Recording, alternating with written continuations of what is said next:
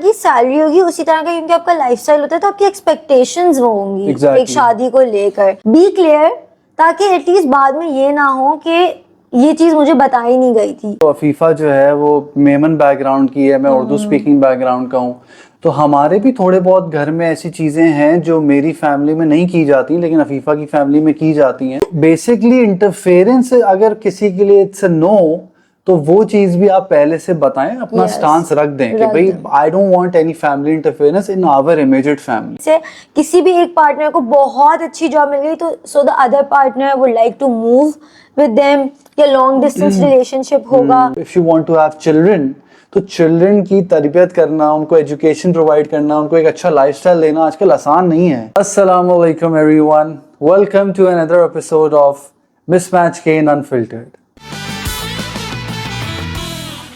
सो आज जो है हम बहुत ही इंपॉर्टेंट टॉपिक डिस्कस करने वाले हैं, and it's about things you need to discuss before marriage. So आज ज़ैन बताएं, सबसे पहले आपको क्या लगता है कि top most important, I think, एक जो क्वेश्चन दोनों को रेस करना चाहिए और दोनों को इस बारे में बात करनी चाहिए? अच्छा देखो भाई, वैसे तो मुझे तो ऐसा लगता है कि बहुत सारी ऐसी चीज़ें हैं, तो मैं आई डोंट थिंक कि मैं उस ऑर्डर में स्टेट कर सकता हूँ, क्योंकि किसी के लिए कोई चीज़ इंपॉर्टेंट हो सकती है, किसी के लिए कोई चीज़ हो सकती है। But I would like to start off with finances.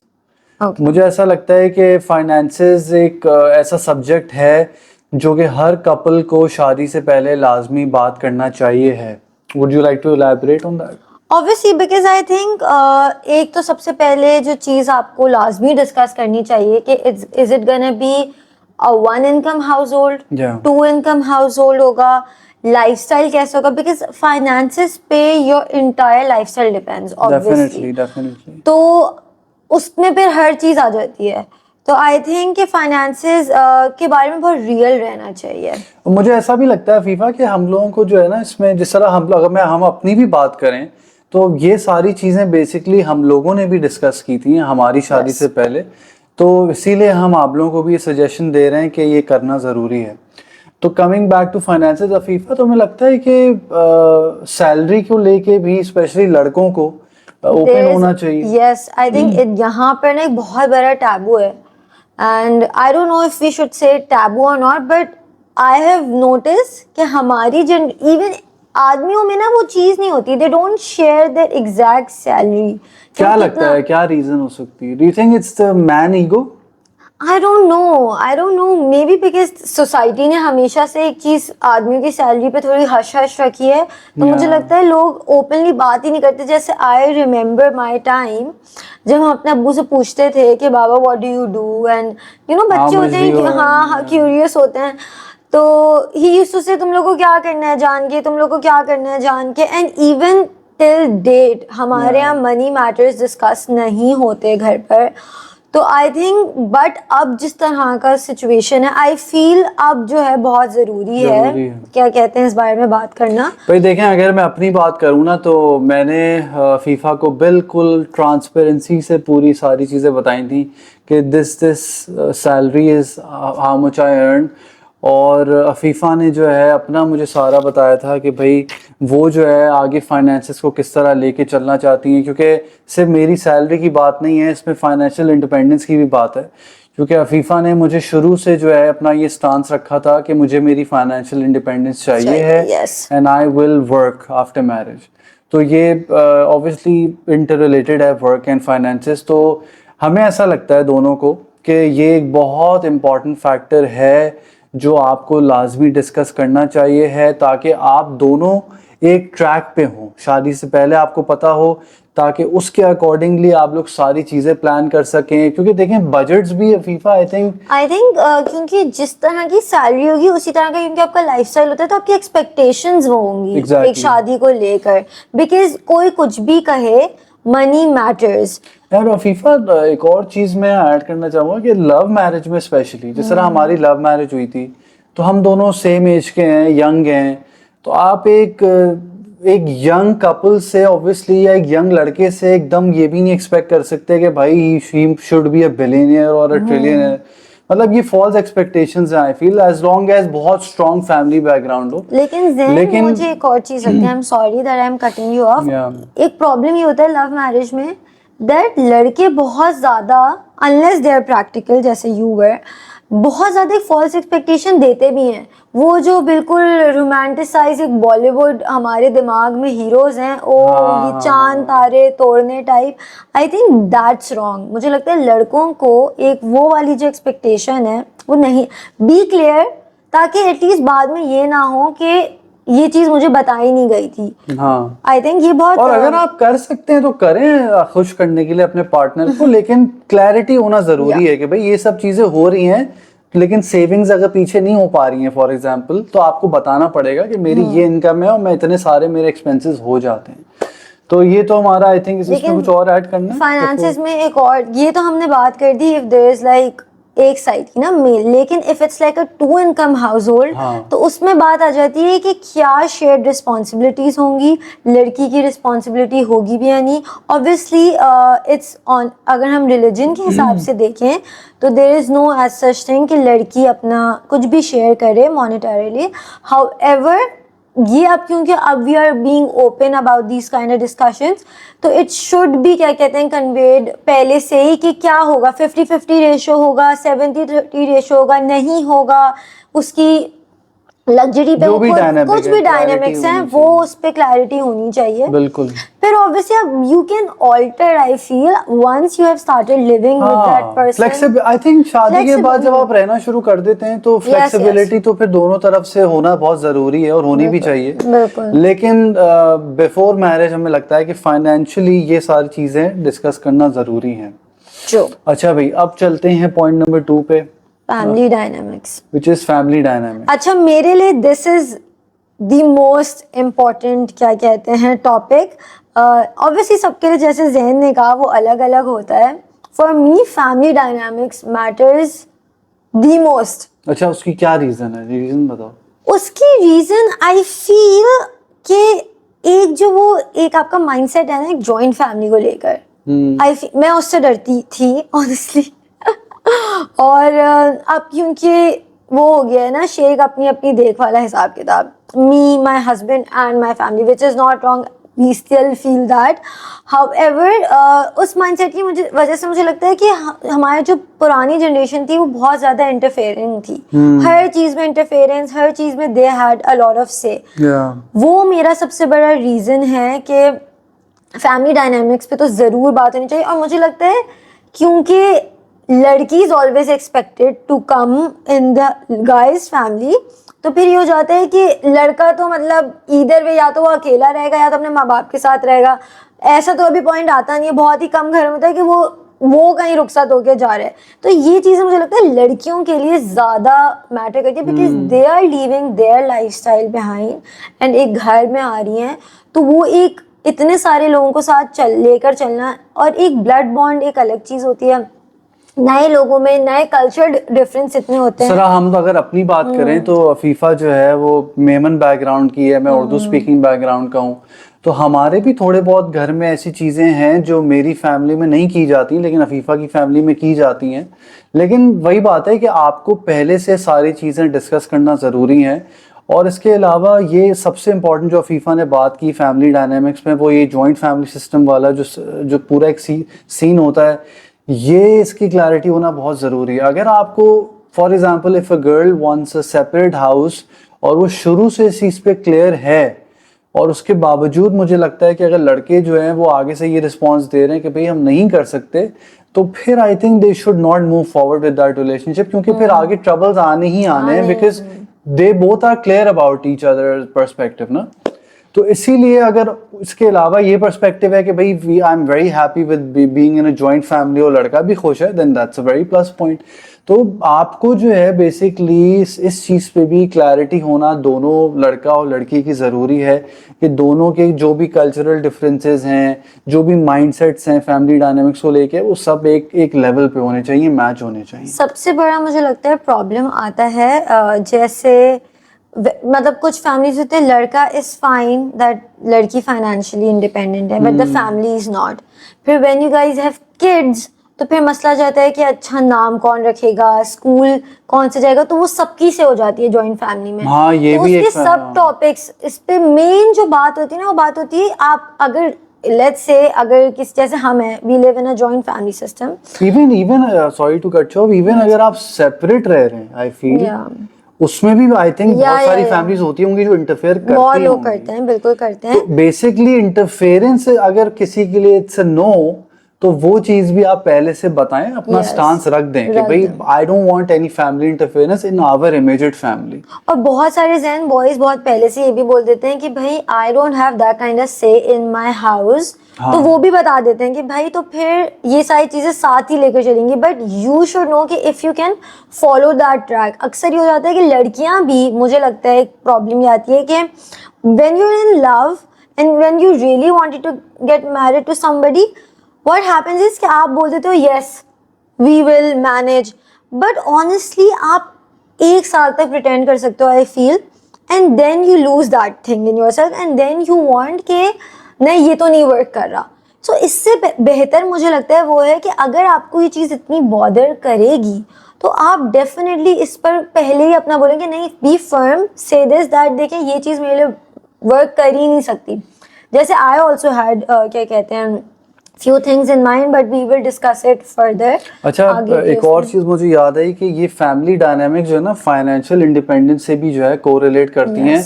क्योंकि जिस तरह मेरी फैमिली में जो है फीफा को, क्योंकि शी वांटेड फाइनेंशियल इंडिपेंडेंस, तो मेरी फैमिली को इस चीज़ से इशू नहीं था, हालांकि मैं अपने पेरेंट्स के साथ ही रहता हूँ। तो फीफा का यहीं पे घर में स्टूडियो भी है, सारी चीज़ें हैं, तो she is a working women. तो अब अगर कोई फाइनेंशियल इंडिपेंडेंस चाह रहा है और फैमिली डायनामिक्स के अंदर ये चीज़ नहीं है, पता चला कि फैमिली जो है वो कंजर्वेटिव है या रिजर्व माइंडसेट की है, वो बोलेंगे नहीं ये तो पॉसिबल ही नहीं है, तो ये वाली फैक्टर भी आपने डिस्कस करना है लाजमी। Moving on, FIFA third point बताइए क्या था? Third point is that life goals, दोनों के लाइफ गोल्स क्या हैं। ऑब्वियसली क्योंकि अगर लेट्स से दोनों क्या कहते हैं काम कर रहे हैं, तो दोनों के अपने अपने करियर पाथ्स भी हो सकते हैं। लेट्स से लड़की कहती है कि भाई मेरा प्लान है कि मुझे 10 साल तक काम करना है, उसके बाद मुझे काम नहीं करना। सो उसके लिए क्या कहते हैं, आप अपने गोल्स आई फील साथ मिलकर देखें, क्योंकि कुछ जैसे मैंने एक चीज स्टडी पढ़ी थी, उसमें था कि there are 3 types of goals basically. एक है शॉर्ट टर्म गोल्स, आपने प्लान किया 1 ईयर प्लान आपका क्या है, आप अपने आप को कहाँ देखते हैं। Then there is a plan 5 year plan, it's like a medium plan कि medium range plan. And there comes a 10 year plan कि आप लॉन्ग टर्म में एज अ कपल अपनी फैमिली को, अपने करियर को कहाँ देखते हैं। तो आई थिंक इस पे बात होने बहुत ज़रूरी है। तो यू थिंक क्या कहते हैं सॉरी मैं साथ साथ जमारा पर भी हमें क्या कहते हैं देखना पड़ता है।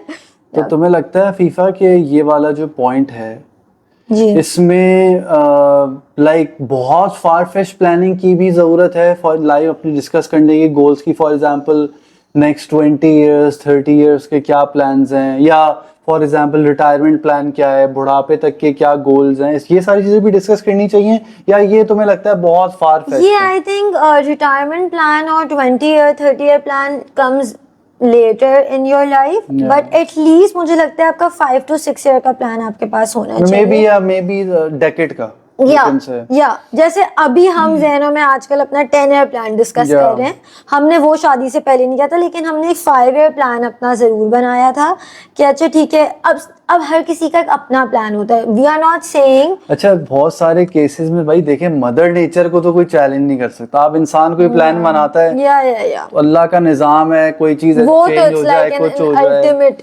एग्जैक्टली। लेकिन एज अ ह्यूमन मुझे लगता है कि आप अपने हिसाब से जो भी आपकी जहाँ तक अल्लाह ने सलाहियत दी है, कैपेबिलिटी दी है, उसको लेके आपको प्लानिंग जरूर करनी चाहिए। गोल्स बाकी अल्लाह ने जो आपके नसीब में लिखा हुआ है, हमारे केस में इतने plans different, like I was doing makeup and then मैंने कभी भी नहीं सोचा था कि मैं मेकअप छोड़ के क्लोथिंग बिजनेस में आऊंगी। तो I was doing it for like 4 years and then I had a condition varicose, जिसकी वजह से I had to leave it.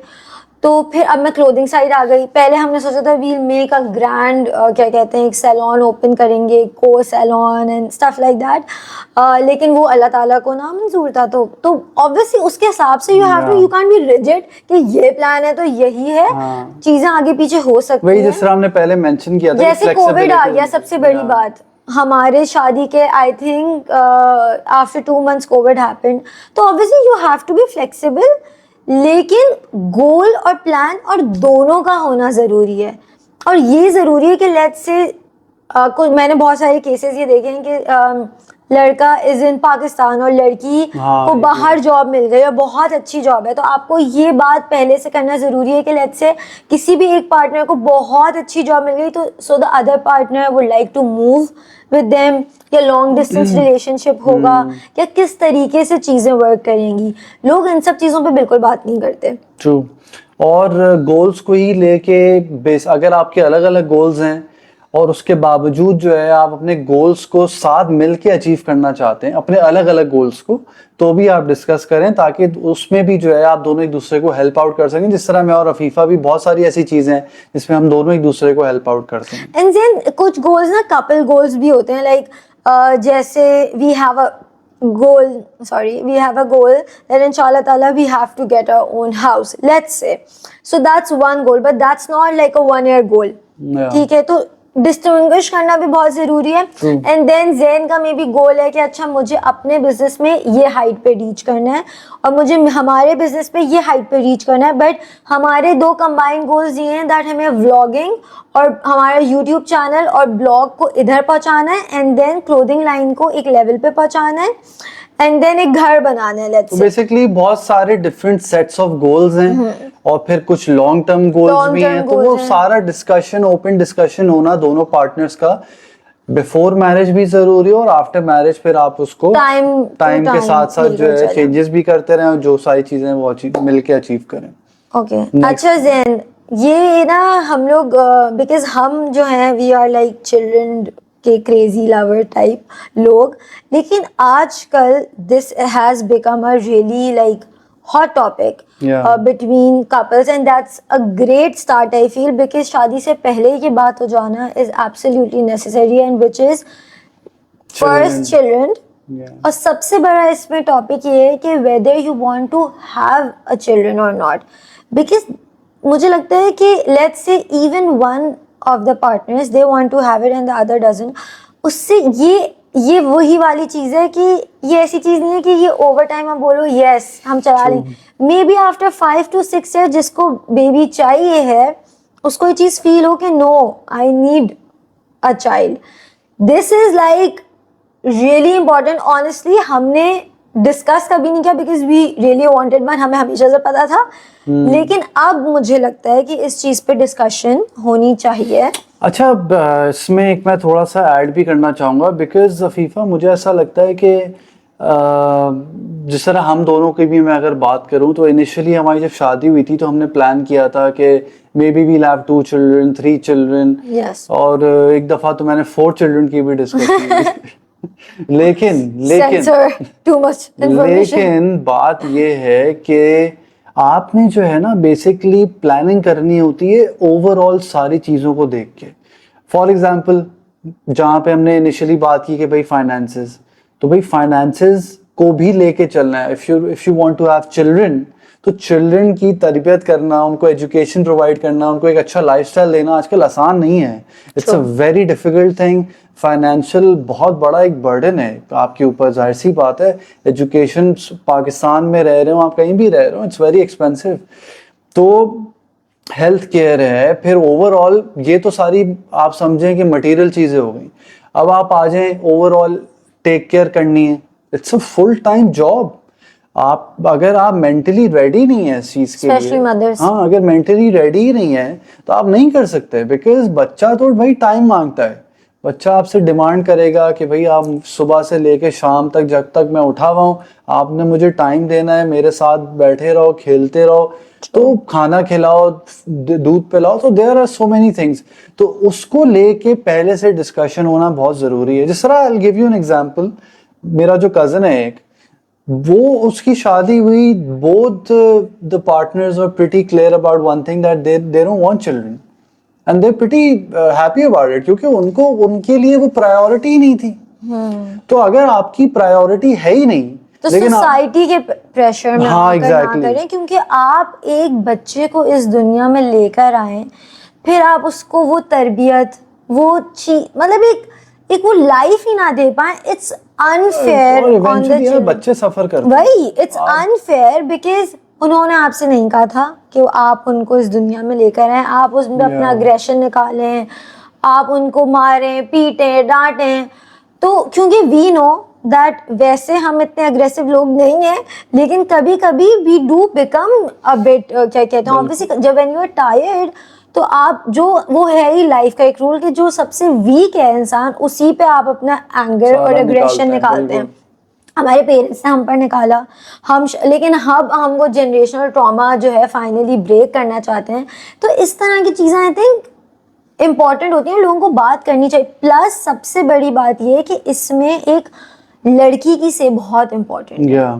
क्योंकि आपने पहले बोल दिया कि भाई हम जो हैं 3 बच्चे प्लान करेंगे, शादी से पहले ये बात हो गई, लेकिन after having maybe 1 kid you the girl realize कि नहीं भाई, I don't want to have any more, and then maybe I do 1 more and then maybe like 5 to 6 years का गैप के time के बाद, and that is okay, Yeah. Because you should know कि एक लड़की की body ready है उसके लिए या नहीं। बिल्कुल। तो इवन हफीफा, हमारी शादी के बाद भी अभी तक हम लोग ये डिस्कशन करते हैं कि भाई are we ready for the second child, if not then when should we plan a second child, या आप ये भी डिस्कशन करते हैं कि Even one is enough. हाँ, even may be one is देखिए ऑब्वियसली इसमें एक ये बात तो है ही दैट अल्लाह ताला की, ऑब्वियसली हम एक मदर नेचर नहीं, आप क्या कहते हैं, एक जो अल्लाह ताला ने डिसाइड की हुई है आपके लिए चीज़, वो आप बिल्कुल भी नहीं उसके अगेंस्ट जा सकते। एंड देन ये भी होता है कि लोग कहते हैं कि देने वाली ज़ात अल्लाह ताला की, बिल्कुल 110% अग्रीड, लेकिन हमारे जिस तरह के लाइफस्टाइल्स हैं, हमें जिस तरह की एक लाइफ अपने बच्चे को देनी है, हर किसी के ऑब्वियसली डिफरेंट गोल्स होते हैं, उस हिसाब से अगर आपने एक बच्चे को एक बहुत प्रीमियम अल्ट्रा लग्जरियस लाइफ दे दी, आप दूसरे को इस दुनिया में लेके आए बट आप उस तरीके की लाइफ उससे नहीं, then that's unfair on the second child. अब हम बोलें कि हमने जमारा को लेट से एक स्कूल में पढ़ाया है, लेकिन सेकेंड बेबी को हम नहीं पढ़ाएंगे because we can not afford it, तो फिर इट्स बेटर कि डिस्क्रिमिनेशन से बहुत बेहतर है कि आप उसको मे बी थोड़े टाइम बाद प्लान कर लो, या जब आप उतना कर सकते हैं, मैनेज इक्वली मैनेज कर सकते हैं, क्योंकि आपको अपने बच्चों में बिल्कुल इक्वल बैलेंस करना है नो मैटर व्हाट।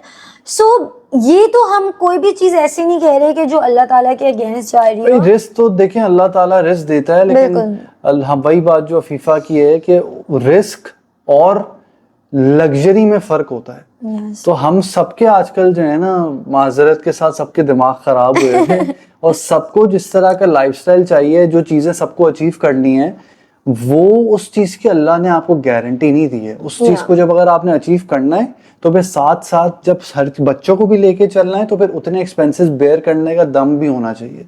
अगर नहीं है तो better not to plan children.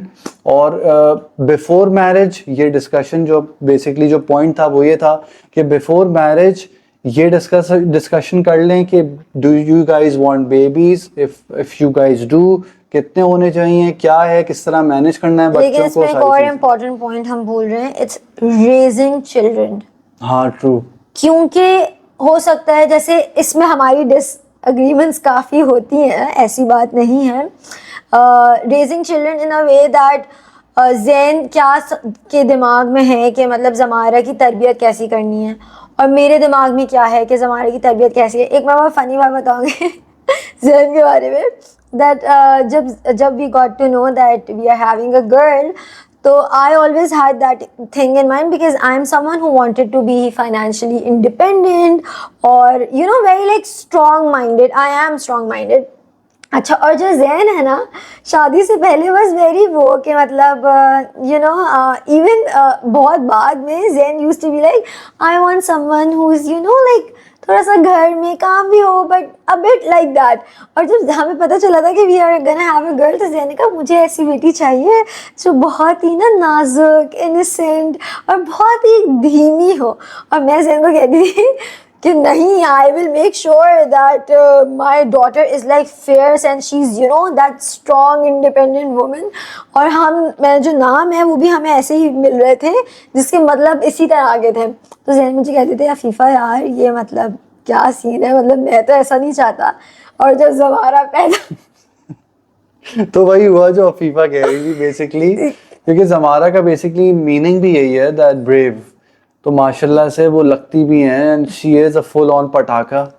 और लेकिन she's अब मैं very strong बट minded. ये चीज़ बेसिकली बिफोर मैरिज थी, लेकिन शादी के बाद से और इवन पहले से नहीं, जो है, पहले से ही जो है मेरा माइंडसेट इस चीज को लेके काफी चेंज हो गया था फीफा के साथ ही जो है रहते तो यही बिकॉज नहीं तो that's a thing that was discussion ना। Yeah. तो डिस्कशन से ही सारी चीजें, चूंकि अगर मैं चाहता और मैं बोलता कि भाई ठीक है मैं तो स्टबर्न रहूंगा, मेरा ये माइंडसेट है, तुम अपने आप को चेंज करो, तो ये तो फिर मेरे एंड से वो जो गलती थी ना।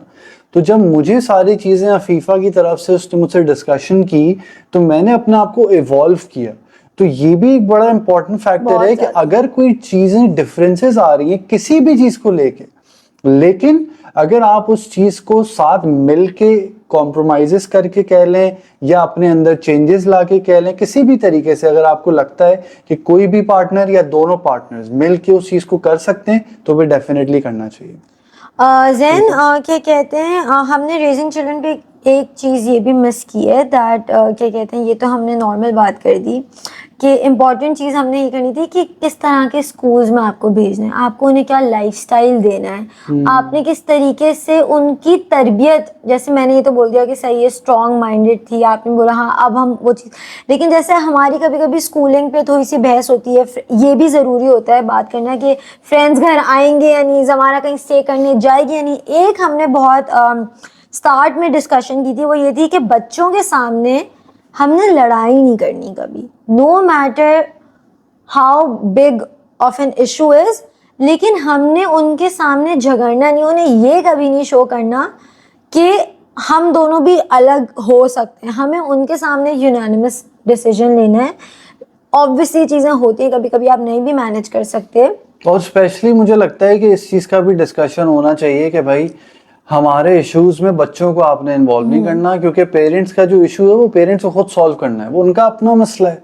आप बच्चे क्या आपका इशू सॉल्व करेंगे, क्योंकि आप खुद बड़े हैं, बच्चे तो खुद अपनी ग्रोथ फेज में हैं, वो खुद अपनी चीज़ें इतनी डिस्कवर कर रहे हैं, आप उनको अपने मसलों में डाल के उनको अलग जिंदगी भर का ट्रॉमा दे देते हैं। yes. खैर हाँ, स्कूलिंग वाला पॉइंट भी जो है बड़ा वैलिड है। इसी तरह के और आपके लिए भी maybe we are missing out हाँ, ऑन जो भी few बेसिकली रेजिंग चिल्ड्रन में जो आपको लगता है कि वैलिड डिस्कशंस होनी चाहिए आपके लिए, वो जो आप लोगों को करनी जैसे चाहिए। हमने ये डिस्कशन मैंने ज़ैन से की थी कि make sure that there is no interference in wherever I want to send Zamara, like एक स्कूल वाइज, एक नेम वाइज, क्या कहते हैं, हमने डिस्कशन किया था कि हम ही नाम रखेंगे because obviously name is like मतलब सोचने में छोटी चीज लगती है लेकिन होता है एक बहुत एसेंशियल पार्ट है आपके बच्चे का। So if you think if you can let go of this कि कोई भी नाम रख ले ठीक है, लेकिन हमारी ये बात हुई थी बाकायदा कि we will name our child, we will send her, उसको क्या लाइफस्टाइल देना है, क्या तरबियत देनी है, क्या, ये सब हमारा call. Obviously we will discuss extended family से, लेकिन मेन जो हमेशा कॉल जो है उसकी हर चीज़ में जब तक वो खुद अपने डिसीजंस ना ले सके तब तक हमारा call is gonna be the final call and no one else can make this call, like not Zain के साइड के कुछ लोग, नॉट मेरे साइड के। इट्स नॉट लाइक अच्छा लड़की है तो इसके साइड से किसी ने नहीं बोला लेकिन no it was equal on both sides कि कोई भी इस बारे में नहीं बोल सकता कुछ भी। तो अफीफा नेक्स्ट पॉइंट क्या है? फर्दर ऑन हमने वैसे तो इस बारे में बात कर ली है, इट्स ऑन नॉन नेगोशिएबल्स कि, लेकिन हम उसको फर्दर एलैबोरेट कर लेते हैं कि हमने क्या कहते हैं बात की थी। नॉन नेगोशिएबल्स में आई फील के बेसिकली ये सारे वो पॉइंट्स हैं जो चाहे कुछ भी हो जाए आपने जो है उस पर अपनी बज नहीं करना अपने आप को। तो आई थिंक अफीफा का जो एक पॉइंट था वो ये था कि जी चाहे कुछ भी हो जाए मुझे मेरी फाइनेंशियल इंडिपेंडेंस चाहिए है। यस यस, तो आई वाज प्रिटी सर्टन कि तुम इसकी टेंशन नहीं लेना, वो तुम्हें इंशाल्लाह मतलब- डेफिनेटली मिलेगी। लेकिन इसको थोड़ा सा आप शॉर्ट रखते हैं। बेसिकली इसमें कुछ भी हो सकता है। Yes. ये आपके ऊपर डिपेंड करता है कि ऐसी क्या चीज है जो चाहे कुछ भी हो जाए उस पे आपने सुननी ही नहीं है, वो आपका ही पॉइंट ऑफ व्यू उसमें सुना जाना चाहिए है। और तो if you it could think be क्या anything. कहते हैं, जैसे मैंने जैन को बोला था कि if this can not happen then I don't want to like get married to you, because not because I don't love you or anything, it's just that this matters to me the most and I will work, मैं घर से करूँ बाहर जाके करूँ कैसे भी करूँ, बट वो चीज मेरे सबसे ज्यादा इम्पोर्टेंट थी। अच्छा, इसमें एक और फैक्टर ये भी है क्योंकि ये ना एक जेनेरिक टर्म है, नॉन नेगोशिएबल्स। बेसिकली हमने इससे पहले भी जितने भी फैक्टर डिस्कस किए हैं, आई थिंक वो भी किसी के लिए भी वो हाँ, नॉन नेगोशिएबल्स non-negotiable हो हो सकता सकता है। है, yeah. तो इसीलिए ये अब आपने खुद ने डिसाइड करना है decide कि करना आपके है। लिए ये कौन सा पॉइंट है Yes. कि इस पे चाहे कुछ भी हो जाए आपकी सुई जो है ना वो इधर से उधर नहीं होगी।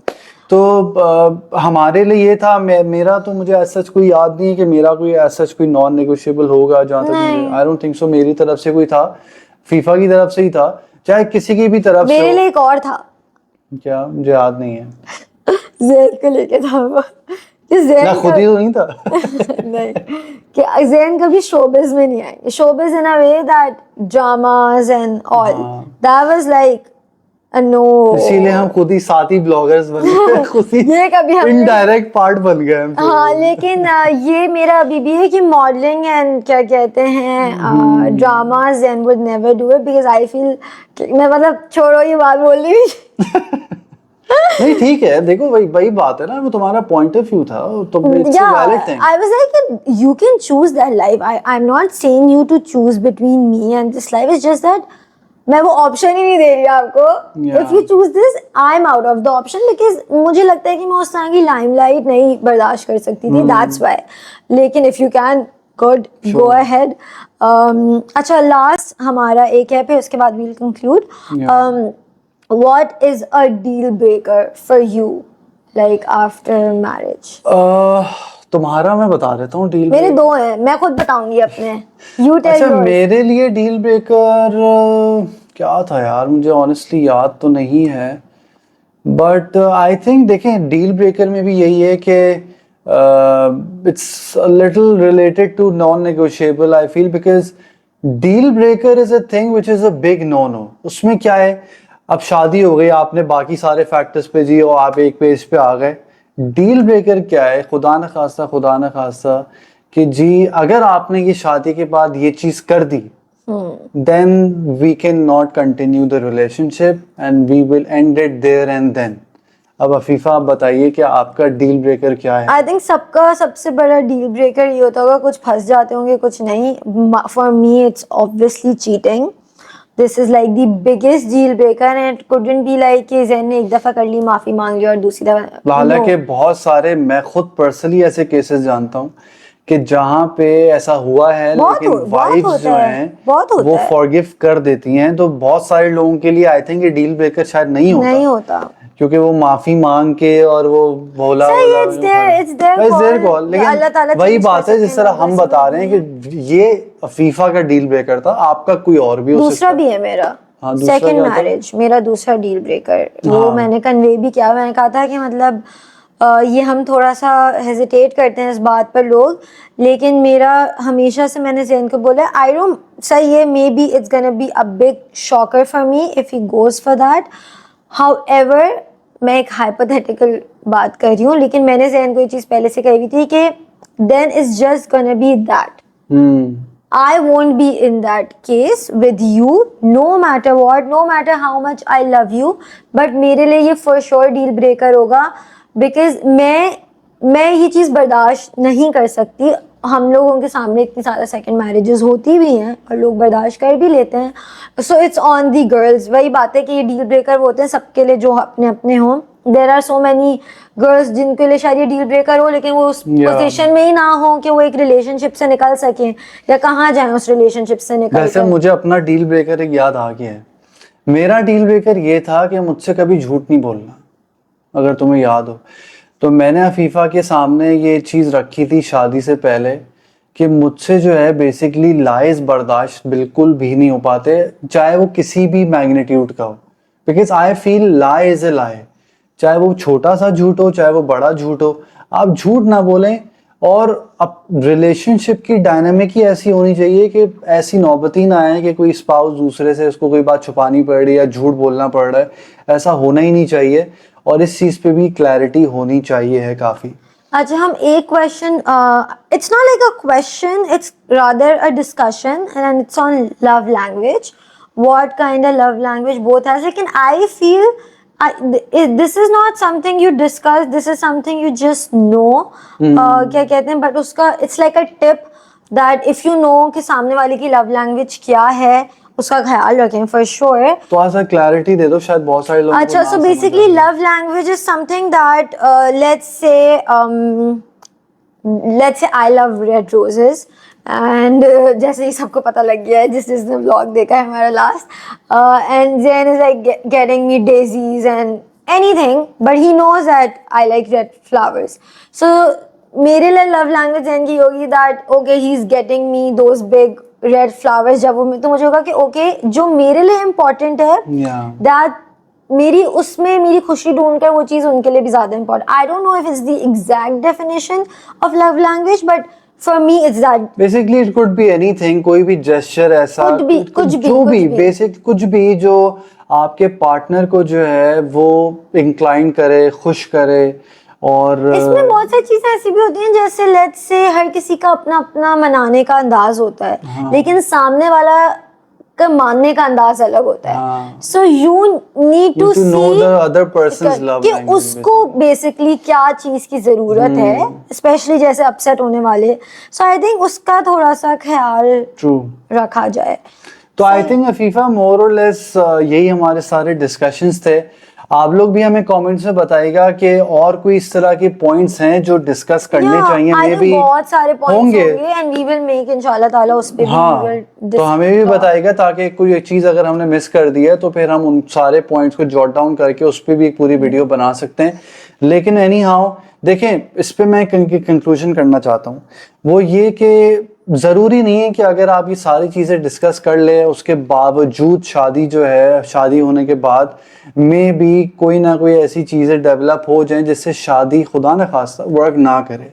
लेकिन असल चीज़ ये है कि ये इन सारी चीज़ें डिस्कस करने से हमें ऐसा लगता है कि आपका रिलेशनशिप एक स्ट्रॉन्गर पोजीशन पे चला जाता है, ट्रस्ट डेफिसिट नहीं रहता, ओपन कम्युनिकेशन बढ़ जाती है और इसके अलावा चीज़ें हे वायर होने के चांसेस बहुत कम हो जाते हैं।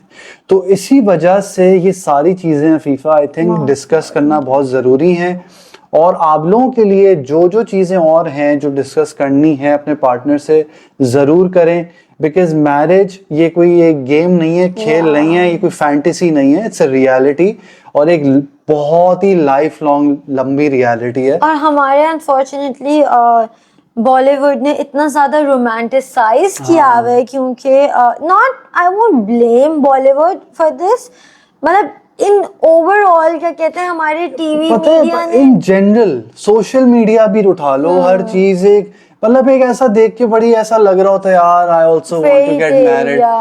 भाई वो तो ठीक है, बड़ी अच्छी शादी थी, हाँ बड़ा, लेकिन इवन मुझे लगता है शादी की वीडियोस देख के भी जो है लोग आजकल इंस्पायर हो रहे होते हैं कि यार क्या देखो जबरदस्त रॉयल वेडिंग थी, क्या खूबसूरत ब्राइड लग रही थी, क्या जबरदस्त ग्रूम लग रहा था, व्हाटएवर। बहुत सारी चीजें। एक चीज याद होगी, देयर वाज दिस इनिशियली बहुत पहले शादी हुई थी जो बहुत वायरल हुई थी, I am talking about like 10-15 years back and it went so viral उस वक्त क्योंकि डांसेस का कंसेप्ट नहीं था and later we got to know that 5-6 months में उनकी डिवोर्स हो गई।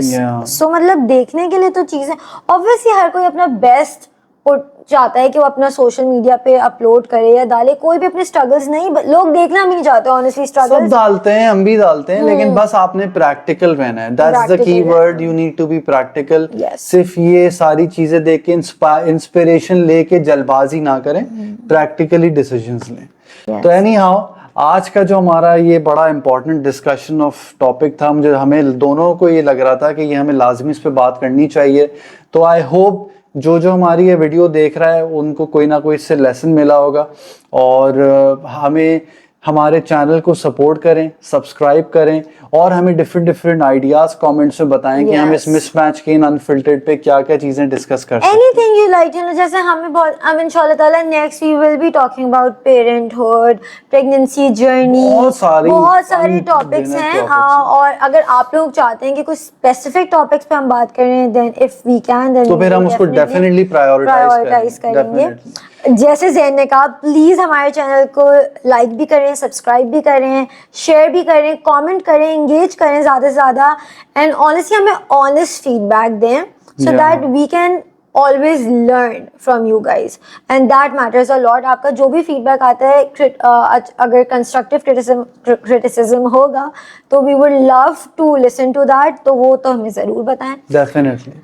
सो गाइज टेक केयर, और इंशाल्लाह ताला अगले व्लॉग में या मे बी इसी अनफिल्टर्ड सेशन में या चैलेंज में आप लोगों से मुलाकात होगी। सो सी यू ऑल, अल्लाह हाफिज।